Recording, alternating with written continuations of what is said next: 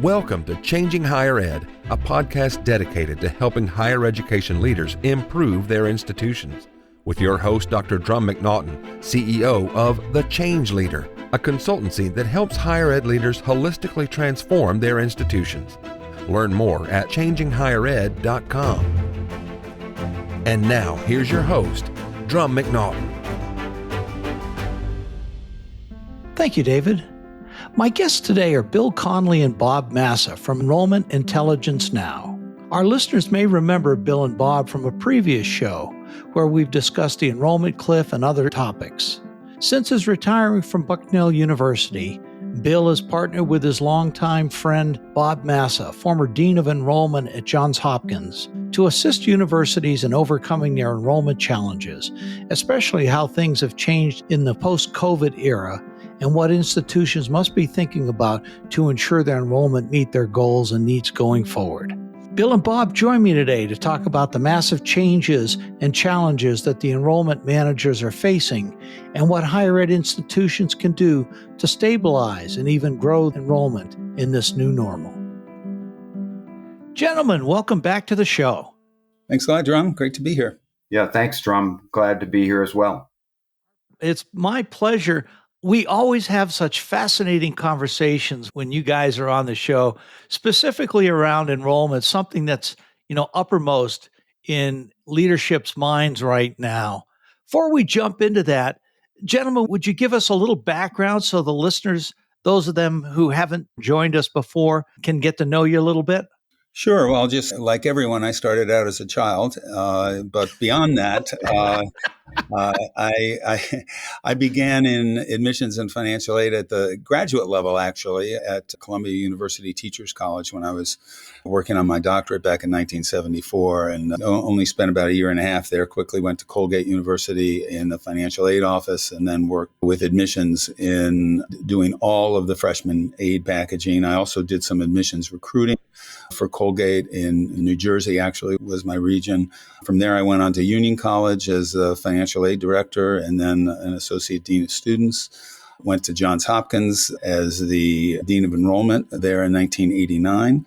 10 years there, then went to Dickinson College in Pennsylvania as their vice president for enrollment, and Lafayette College as their vice president for marketing after that, and ended my career with a small 4-year stint at Drew University in Madison, New Jersey. Been active in the professional associations, and Bill and I have been in Enrollment Intelligence Now a little over 5 years now since we've both been retired. It's been a good ride. Great. Thank you. Well, and the listeners will hear some familiar names because I just went to my 50th college reunion at Colgate University, and Bob and I like to kid because he was working there when I was a senior, and I said, "Oh yeah, I was a student when Bob was working there." But in fact, he's all of 6 months older than me. But anyway, I just kind of stumbled into admissions work after graduate school and realizing I needed a job, and somebody told me admissions would be a good start. And what I didn't realize when I started at Lafayette College and then went on to be director of admissions at Drew University. Well, I'm hearing a lot of the same names here. Yeah, exactly.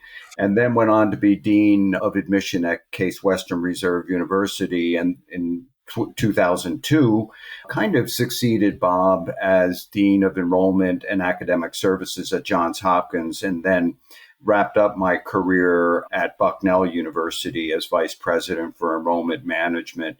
And what I would put a cap on this is that certainly when both of us started in admissions work, we never thought of enrollment management and what would eventually roll up to be a much more holistic view of recruiting and retaining students. So both of us feel that enrollment management has its critics, but it's also a platform to organize yourself for meeting critical goals. Well, without enrollment management, without a good enrollment team, the institution struggles from a finances perspective. So you're looking at this, and Bob, with your experience in both the enrollment piece and the financial aid piece, I'm sure is very helpful for the institutions you work with. Well, it was very interesting. Enrollment management as a concept really started at Boston College in 1974. It didn't spread, and I didn't really hear of it until a few years later.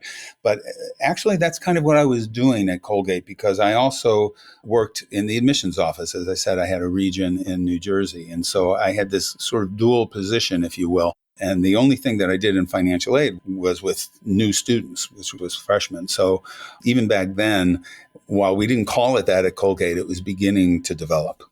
Mm-hmm. And how would you define enrollment management now? Well, you knew that was coming. Yeah, no, I wish I knew that was coming. I'd get my textbook definition out. I would define it as the integration of functions and departments that before enrollment management were kind of separate. So, of course, the obvious ones are admission and financial aid. But marketing is part of it, believe it or not. So is finance. So is academic advising. And Bill mentioned, he said that his title at Hopkins was enrollment management and academic services. So he had that component, which I did not have when I was there. So it's the integration of those departments to make sure that students are funded correctly, that they can get through and they can be successful, and that they graduate. It's kind of a soup to nuts concept of administration. I don't know, Bill, how would you? No, I think that captures the technical aspects. But what I would say is it is the vice president or dean of enrollment management. The overarching responsibility is to express the promise to prospective students, make sure the institution keeps the promise vis-a-vis retention. And how do you know if you're keeping the promise? Managing the data and the predictive aspects of experience. So I think that it's assigning someone the accountability for the promise, or some people might say the brand. I love that. It's the way I would term it. It's a holistic approach to students, excluding academics, although that does come into it in some degree. And it's taking care of the students and making sure they're successful going through. Yep. I think that's true. We're all on the same page. I love it. It's amazing. Gents, we're all facing headwinds right now. Every college, every university out there is facing headwinds. People will say, hey, this is just because of the new Trump administration, but I don't buy that. It's been going on for a while. Tell us about it, please.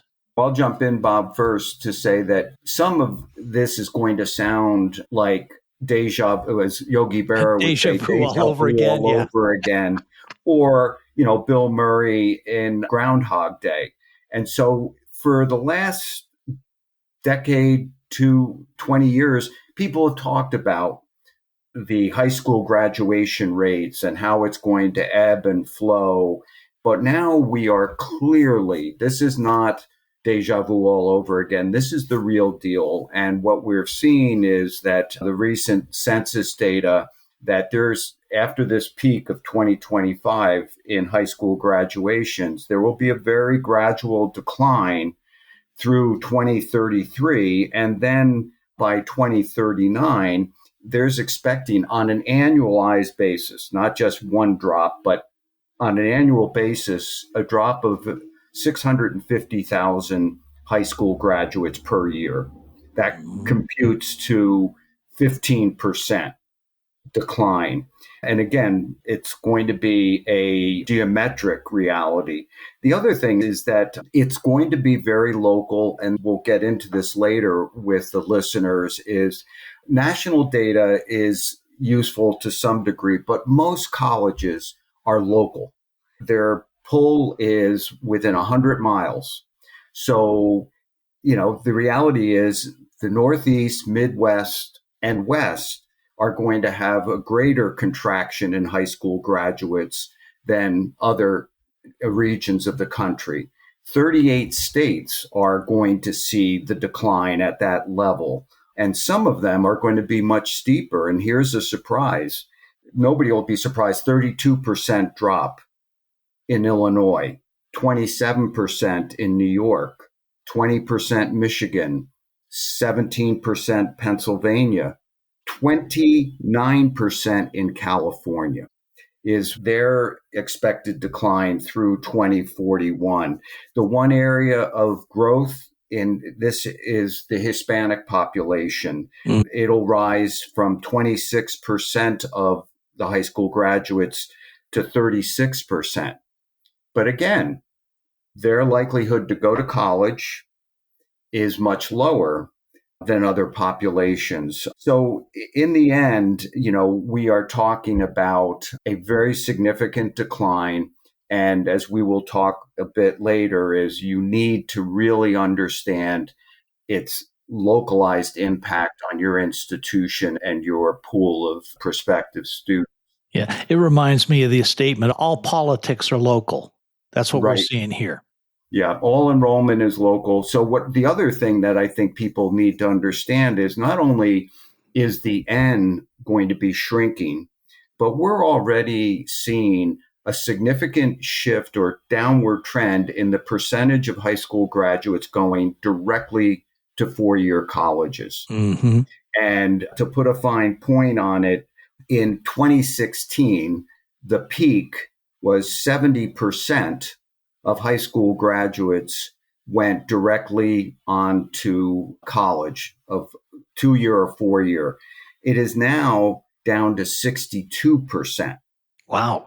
And that's an amazing jump. Yeah. It is. And to put, a pinpoint into localized nature, Indiana, the latest data says in 2023, 51.7% of their high school graduates went straight to college in Indiana or anywhere else. That was compared to 66% 5 years ago.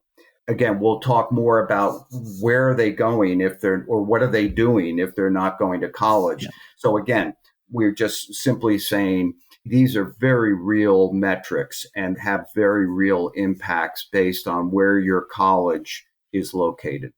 And I'm going to bet a lot of this has to do with costs and with the impact on perceived value.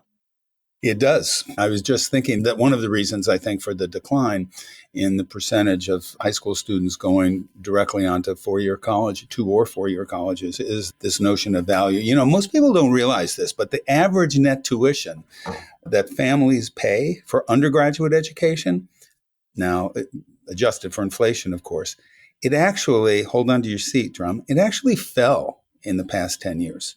Doesn't surprise me.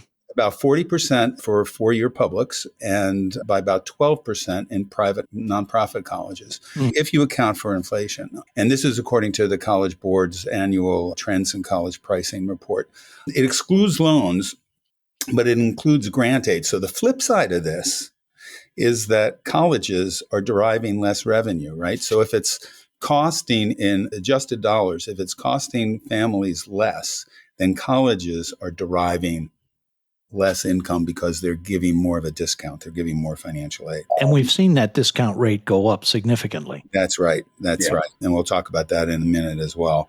And so, when you read in the paper today, or for our listeners that are on college campuses, they know this firsthand, financial challenges abound in higher education, and not just because of the government's attack on higher ed, as you pointed out earlier, Drumm.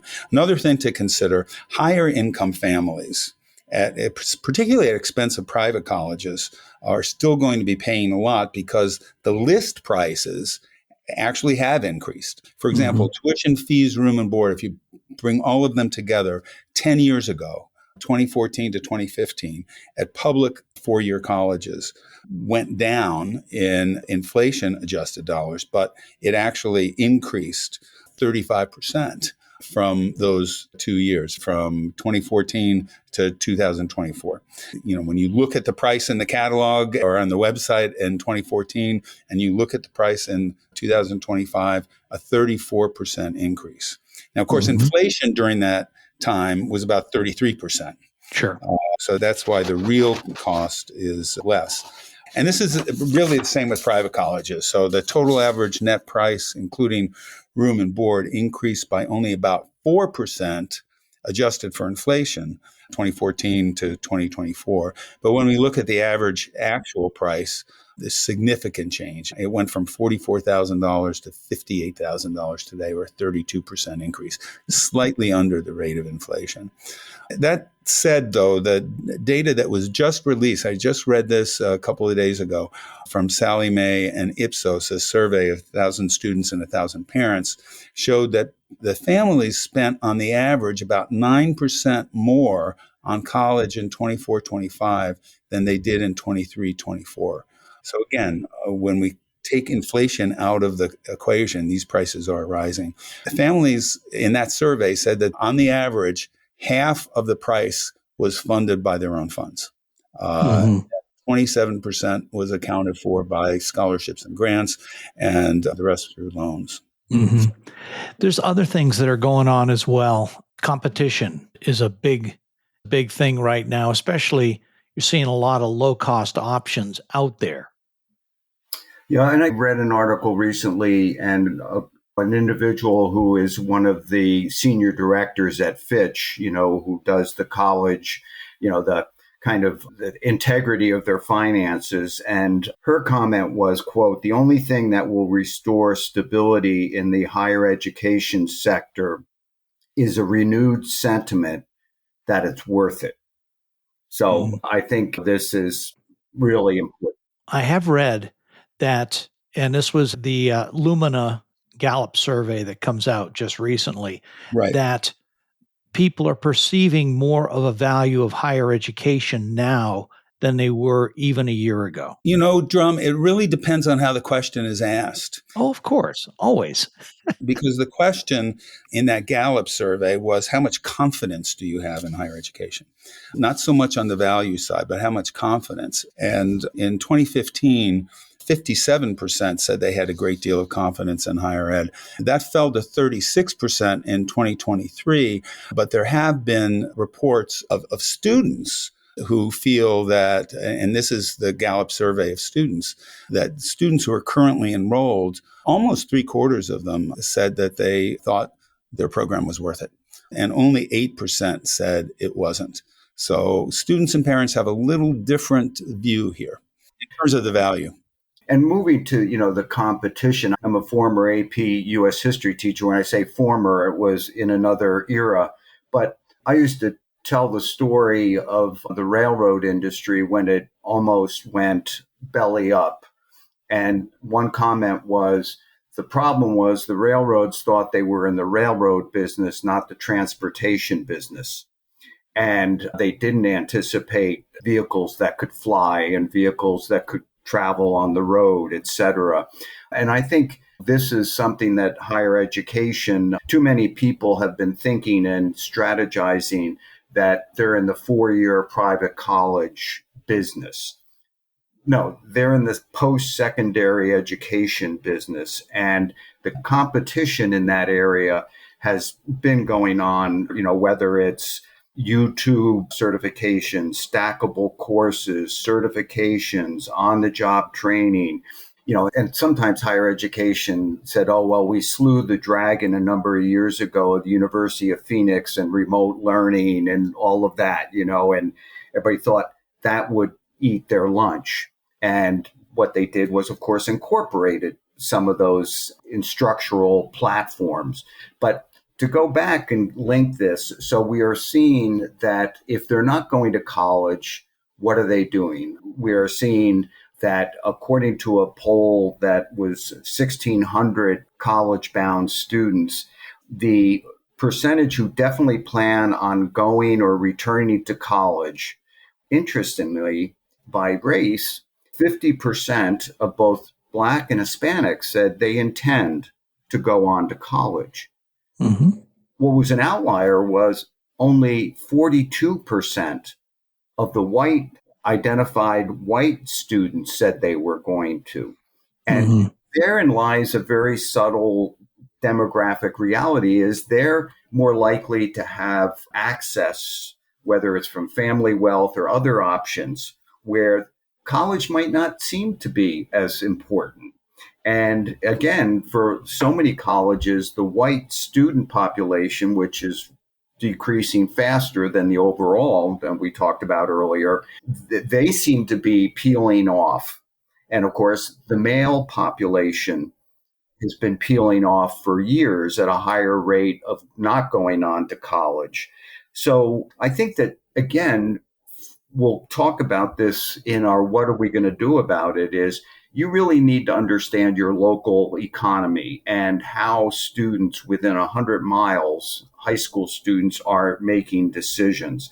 But to further confuse everybody about perceptions, in this survey, 45% of students agreed with the following statement: getting a college degree is not worth the investment because I cannot afford to go into debt when I am not guaranteed a future career path. And I think, that is where so many students and families are looking. And I would just add to that, students, when they're in high school, unfortunately, don't really understand borrowing. And I would say that a lot of parents don't either. I mean, recent data from the Federal Reserve Bank of New York showed that 58% of the borrowers, over half of the borrowers, had $25,000 or less in loans when they graduated, and that 80% of all borrowers had $50,000 or less. So that really goes against this notion that everybody's coming out with a six-figure debt. It's just not true. You're absolutely right with that. But this generation, they've seen their parents struggle going through the Great Recession, et cetera, and they're afraid of debt. They are frankly afraid of debt. And so looking at it from, the perspective of we're marketing as a college versus the other one, you said institutions haven't learned, or many of them haven't learned, that their job is workforce development. And that workforce development doesn't necessarily mean blue-collar jobs, but it means training people for their future. And they haven't realized that one yet. I don't know if they haven't realized it or they're just not marketing it well. And there's, of course, in the academy, there has been historically resistance to link the liberal arts, for example, with careers. Really? Resistance in higher education? I've never heard of that, Bob. There has been just a little bit of that. But the point is, I think many institutions are coming around to realize that they need to communicate very clearly what their value is, what their successful alumni are doing via stories, not, Madison Avenue kind of advertising. And it's essential that they are transparent in that. And that's one of the things that we would recommend, obviously, to presidents and chief enrollment officers and chief marketing officers, that they begin to talk very clearly about the value and how students are going to get there. For example, many colleges and universities are really ramping up their career services, whereas it used to be somewhere in the back room. It's now front and center in many places. One thing that we haven't touched on is the political environment. I don't want to spend a lot of time on that, other than to say it's impacting international enrollments, curriculum, financial aid, research dollars, et cetera. Sum it up in a minute. Yeah, we'll know sometime in the fall from the NCES data, although they have a skeletal staff now with all of the cuts. There certainly will be stories about it in the national and local press about the decline in international students. We know, for example, that the issuance of F1 visas declined 22% in May of 25 versus May of 24. And the decline overall in the first half of this current fiscal year is about 15%. The Associated Press last week had an article about the wait times in China for U.S. visas. They were so long that many students are just opting out. And it also said in that article that Hong Kong universities are experiencing an increase in transfer inquiries from international students who are studying in the U.S.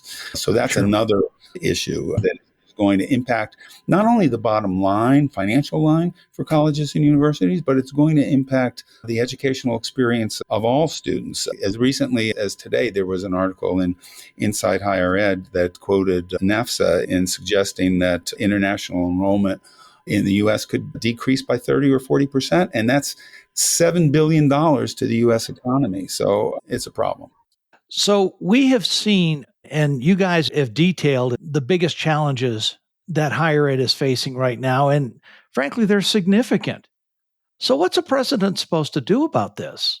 Well, I was going to say, I think there's the long game, which is a challenge to balance. What do you need to do in long-term change to adapt to the realities of the demographics? But there's also, we need a class next year. So in the long game, I think we have like 4 or 5 things that we would just urge the president and board of trustees and cabinet levels to address. The first one that came to my mind was, missions. They have an old, dusty, but I think many of them are outdated in terms of what the new realities are. And if your mission statement, we talked about liberal arts and other things, are out of sync with the demand curve, it's not throwing your mission away, but it's really, how can you redefine it? How can you express it differently so